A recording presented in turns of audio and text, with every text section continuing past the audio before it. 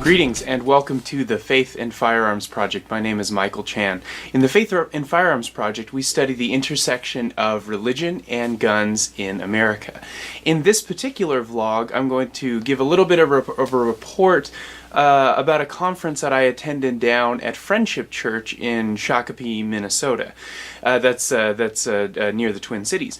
And the church the conference was titled Sheepdog Conference, the Sheepdog Conference, and it featured a retired military lieutenant colonel by the name of David Grossman. Now, some of you may be familiar with David Grossman within the world of law enforcement and military training and of civilian firearm training. David Grossman is renowned for the work that he's done, especially research that he's done on psychology. Now, I'll get a bit more into Grossman's CV, and it's very long, but needless to say, he was at one point a professor at West Point, a professor of psychology.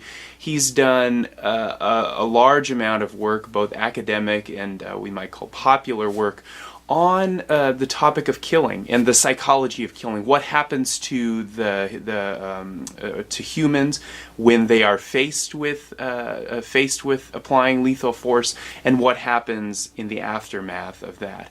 And so he has been kind of on the front lines, as it were, of doing research on those topics. And so this church down in Shakopee, Friendship Church, invited him down to do a conference on church security, in fact.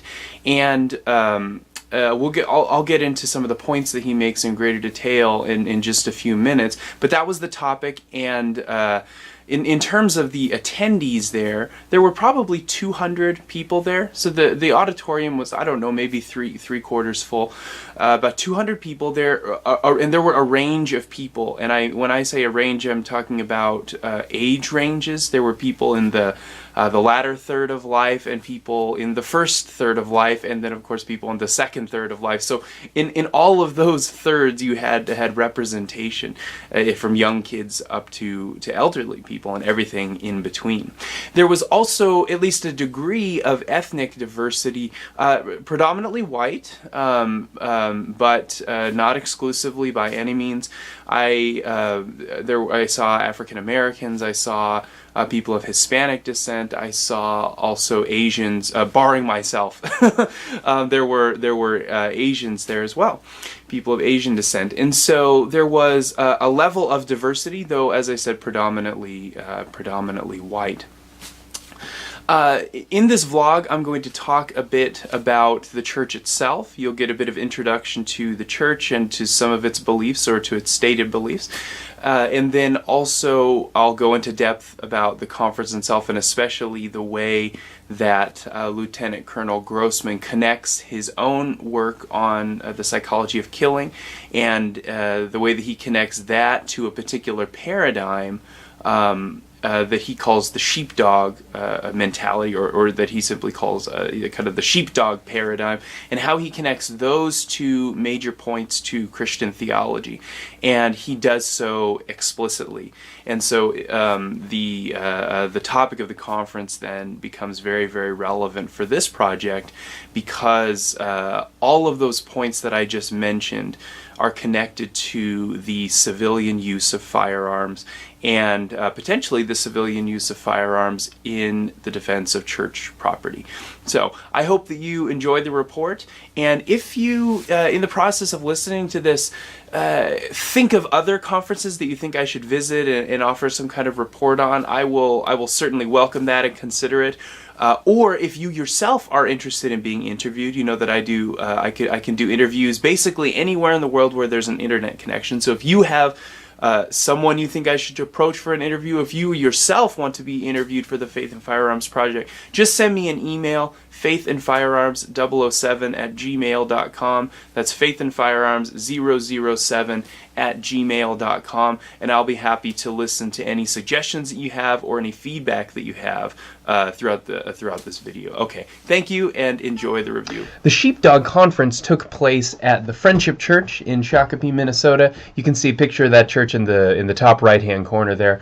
And then The keynote speaker, as I mentioned earlier, is Lieutenant Colonel David Grossman, retired military, and you can see him there in the bottom corner. The title again was Sheepdog Conference. I'll explain in just a few minutes where that imagery comes from, where that language comes from. It's used pretty heavily by Grossman. So I want to say just a few things about Friendship Church itself. This is a mission statement that is on their website for www.friendship/church.org. And it says, Friendship Church exists to glorify God by engaging people everywhere in the adventure of becoming fully devoted followers of Christ. And then, like I said, you can, if you click on that, you can go to, you can find their what we believe statement, and you can see I took the belief statement from here at the top. If you're interested in looking at how sort of how they think about things theologically, you can look at these topics here. Each of them has kind of a brief statement about certain topics: Trinity, Jesus Christ, Holy Spirit, regeneration, etc. So give a little brief statement along with some scriptural warrants or scriptural justification. They also have a vision statement in movie form, and then you can also listen to the individual pastors reflect on that vision statement. So again, they also have kind of a three-pronged vision that they offer up here. It's a vision of being upward, inward, and outward. I'll let you go ahead and explore that stuff on your own. And then at the bottom, they talk a bit about what they value. So those are a couple places where you can find out a little bit more about Friendship Church and its own theological commitments. Let's see. And the point person at the conference himself was a gentleman by the name of Pastor Mike Golay. He is, you can see here, a former Marine Corps officer. I'd actually really like to get him on the Faith and Firearms Project and kind of hear his own personal reflections, because he was, as I spoke with him at the conference, he was very passionate about church security, passionate about gun rights, and so I'm hoping, I've already approached him, and I'm hoping that he will be willing to talk with me. So that's just a bit about Friendship Church. You can go on your own and find out a little bit more information about them, but that is the church that hosted this event. Okay, let's talk a little bit about Lieutenant Colonel David Grossman. I've got 3 little bullet points here. The main website where you can find his stuff is called killology.com, right there. Let's open it up. Close these out. Called the Killology Research Group, a warrior science group partner. And you can find a lot of information about Grossman here, including kind of his speaking calendar. You can there's some audio-visual material you can look at, his publications, his books, and even his CV, which I'm going to click on it right now because we're going to look at it in just a minute. Needless to say, he has written a lot. Just as you scroll down, you think, wow, this guy has really written a lot. And what's interesting and remarkable about Grossman is kind of the breadth of his and really diversity, generic diversity of his publications. He has done everything from kind of peer-reviewed scholarly publications, mostly, as I can tell, within psychology journals and other related forums, to kind of popular level things. He's even written a children's book, and he's published with some prominent academic publishing houses. For instance, Oxford University Press. He's contributed to some of their reference works on the psychology of killing. So he is clearly written in a lot of different forums.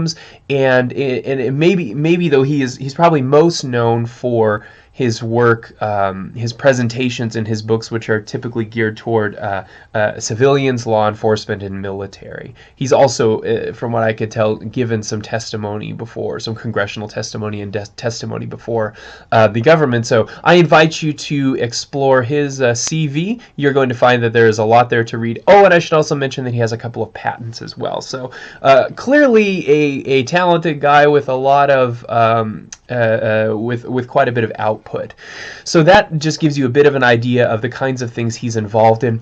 Let me offer a definition. This is from his book on killing, a definition of killology. As far as I can tell, this is a neologism. This is something that he has actually come up with and that he uses to describe really his own discipline, or the area of research that he is working on. He says killology is the scholarly study of the destructive act, just as sexology is the scholarly study of the procreative act.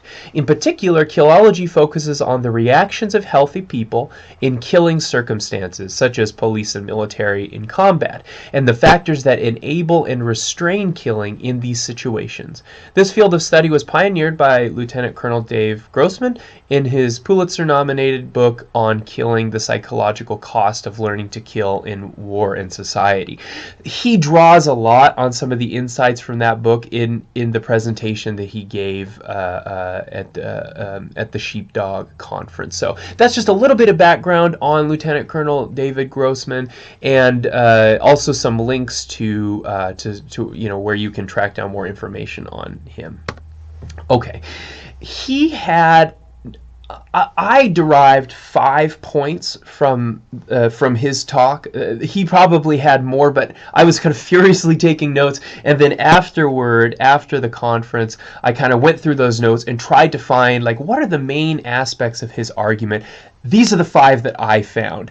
For those of you who are familiar with Grossman, if you know of other points, or if you think that I haven't quite represented him correctly, please let me know. Just send me an email at faithandfirearms007@gmail.com, and I'll be happy to respond to your comments.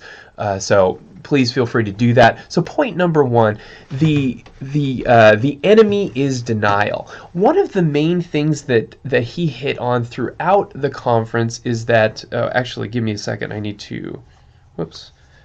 to open my notes at this point so I can make sure to get in everything that I wanted to say about denial.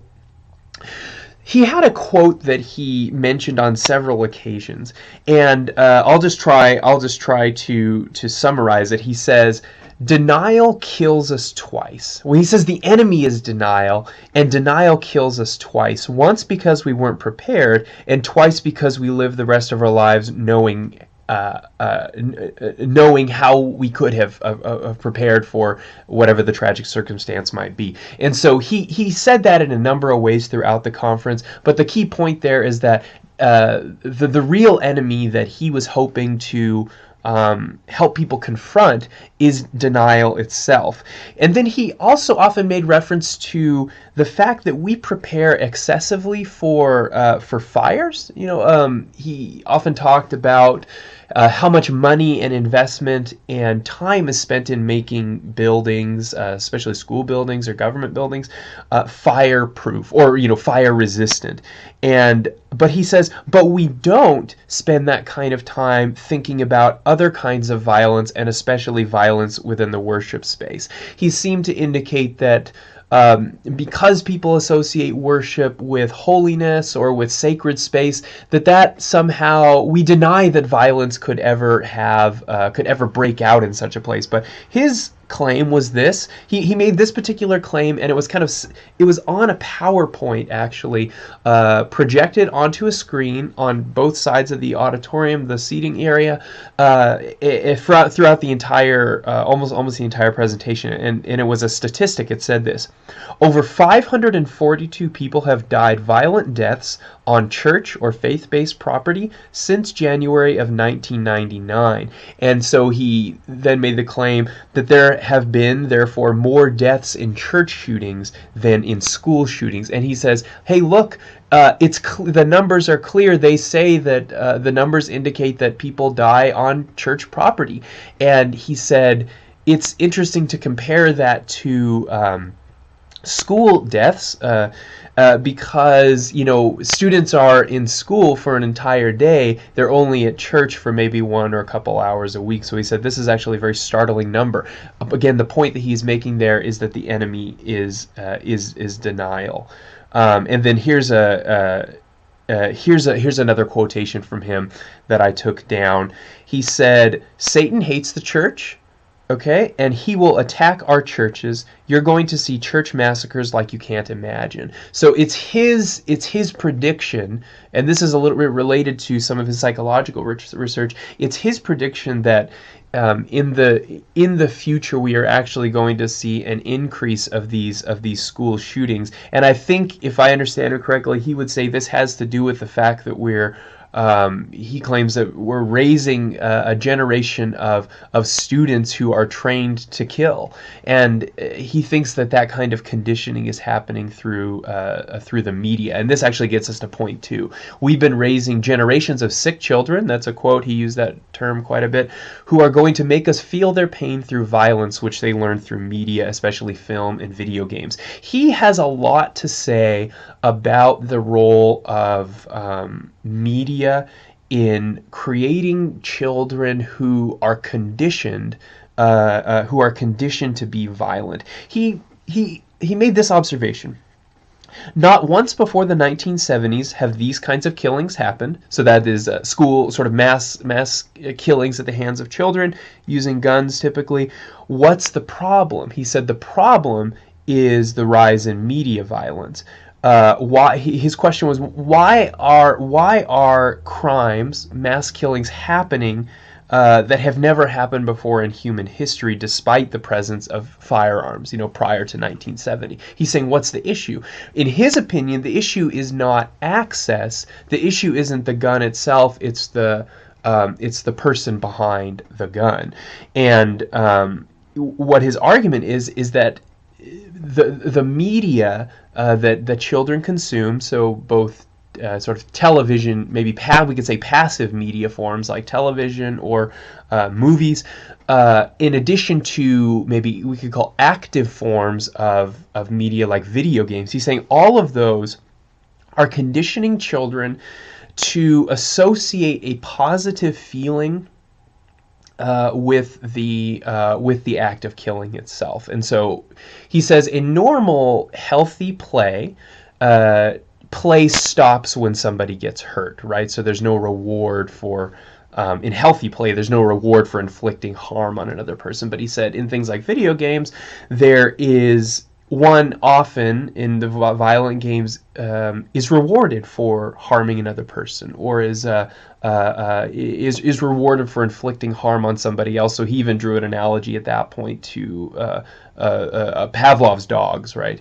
And so he also noted that Grand Theft Auto 5, which was recently released, he noted that is the top-selling video game ever, and he said that is a cop-killing game. That's a game that kind of glorifies the criminal lifestyle. And so, and here's a quote from him on that. He says, "There's an entire generation that has been conditioned to take the side of the criminal and demonize the cop they identify with the criminal." So we might say that, I think I'm representing him correctly to say that he thinks that these video games provide a kind of cultural script or even a narrative into which some children actually live. And additionally, that narrative kind of makes it easier, I think, for children to take the side of the criminal or to see the life of the criminal more positively. That's my understanding of his argument on that point. Third point, the Second Amendment, and here we get really into guns more specifically. The Second Amendment makes ordinary citizens the first line of defense. So I think he would say that one of his highest priorities is to help ordinary citizens come to the realization that the Second Amendment makes them the first line of defense. Not necessarily police or first responders or military, but simply the civilian population, which is of course more popular. There are more civilians than there are military or police, and that when these tragedies strike, or when violence breaks out, citizens the Second Amendment empowers citizens to address those problems. So that's the third point I think he makes. That particular claim is found throughout his presentation. And this leads now to the fourth point, which I title here Sheepdog Mentality. I'm going to take a little bit of time to unpack this. This is a metaphor that Grossman has used for a very long time, as far as I can tell, for decades. And at the heart of this metaphor is this claim. There are three types of people in the world. There are sheep, there are wolves, and then there are sheepdogs. He would say that most people are actually sheep. They have neither the capacity nor the means to defend themselves, or they choose not to have the capacity or the means to defend themselves, and they are often in denial of the need to do so. Wolves, of course, prey on the sheep because they are vulnerable and unable or unwilling to defend themselves. And so I think I'm fairly representing him to say that he thinks that most people live as sheep and basically live in denial, or live maybe not in denial, but they do not adequately prepare for the fact that we live in a violent world. And so sheepdogs are those who are tasked, or who take up the task, of protecting the flock. The sheep, he says, are sometimes nervous around the sheepdog, right? Because the sheepdog resembles on some level the wolf. Insofar as the sheepdog is also a violent creature. I remember him saying a couple different times, it takes a predator to confront a predator. And so the sheepdog is a person who is willing to confront the wolf, and who is willing to confront evil when it emerges. And so how does this tie into faith? Notice the quote that I have here on number 4. He says, Christians are sheepdogs under the great shepherd. And so here, I've not always heard him, I don't think he always makes this kind of theological term in his other presentations I've heard, but here in this kind of church setting, he definitely does. So sheepdogs are under a greater authority, and he would say they are under the authority of the great shepherd. And he says, he then makes a very interesting move where he ties that sheepdog mentality, in fact, to love. And in fact, the kind of sacrificial love that is important for how Christians think about Jesus. Quote, only the sheepdog and the great shepherd love enough to die for other people's loved ones. That is, they love enough to die not just for their own families, but the ones whom they love, but also for other people's loved ones. And so that kind of, I think, encapsulates how he imagines, it encapsulates the ethic of the sheepdog as he imagines it. And they are essentially self-sacrificing predators, as it were, or those who are willing to sacrifice themselves to confront the wolves of this world. And so he also here's yet another quote where he kind of draws this metaphor into a theological discourse. He says, quote, if we love our people, our country, and our way of life, we will protect his lambs. And his lambs, of course, we should probably have a capital H there for in his quotation, referring to the lambs of God. And so he was basically calling the audience to take up this vocation or calling to be a sheepdog in protecting the sheep of the world. He says, the sheepdog is motivated by love for God and love for others. And then here's kind of a loose quotation. He asks a number of questions. He says, what quenches fear? He asks one question. He says, what quenches fear? And he says, love for others. Only the sheepdog and the great shepherd love enough to die for other people's loved ones. Okay, so I just restated that quote there. And so that is the giving up of one's life as a sheepdog in defense of the sheep is one way in which Christians can both imitate and, I think he would say, submit to or function under the authority of the great shepherd. And then he offered this quote near the end. He said,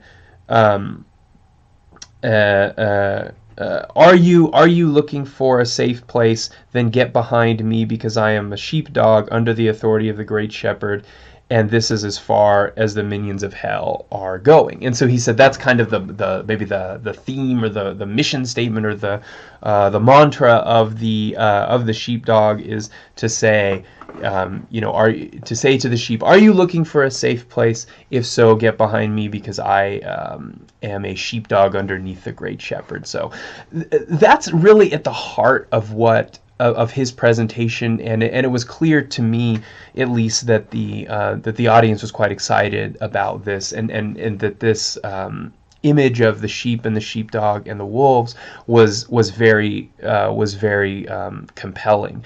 And in many of the other interviews that I've done as part of the Faith and Firearms Project, this idea that people carry guns not just as a way of protecting themselves, but also as a way of protecting others, is pretty widespread. And in fact, one frequently finds this image of the sheepdog out and about in the literature, YouTube, all over the internet. It's an image that I think many people find very compelling.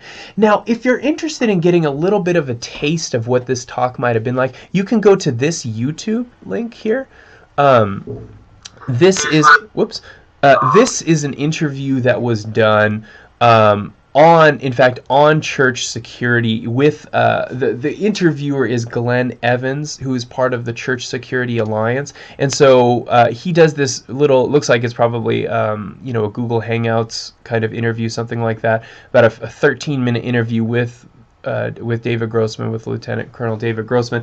And I think if you were to watch that, you would get a pretty good idea of what Grossman was talking about in the Sheepdog conference that I attended. Okay, to wrap it up, if you want to check out his website, go to killology.com, www.killology.com. If you want to contact me, provide me with any feedback on this particular presentation or on other ones, or if you have other ideas about, conferences that you've attended that you think I might want to attend as part of the Faith and Firearms Project, or if you yourself are interested in being interviewed, just send me an email, faithandfirearms007@gmail.com.